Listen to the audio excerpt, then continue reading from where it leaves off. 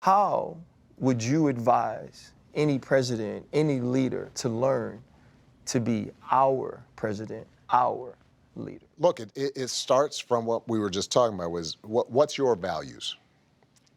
And I'm always going to have an affinity for the black community. I got a black wife, black children, black family. And so I'm going to be sensitive to the particular challenges of my community.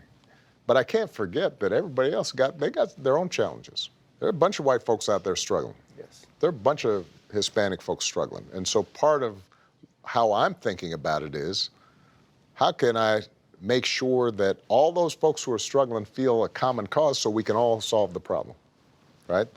We can all be on one team combating a lack of health care, combating poverty, combating low wages, combating, rents too high. And I was always trying to find those areas where I can find some common interest and build a majority to get stuff done. And I said to him, how are we thinking about prosecuting nonviolent drug offenses? And it turned out that when we came into office, every U.S. attorney was instructed, go for the maximum sentence, no matter what. What Eric and I talked about was, why don't we give people an incentive, go for the just and proportional sentence rather than just the maximum. And as a consequence, during my presidency, crime went down and the number of people in federal prisons also went down at the same time. And so that's disproportionately affecting African Americans because we are disproportionately incarcerated. But we didn't think about that as a, racial issue per se.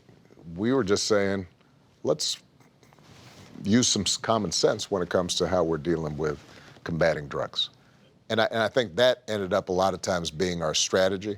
There are times where folks wanted me to be more the activist rather than the president.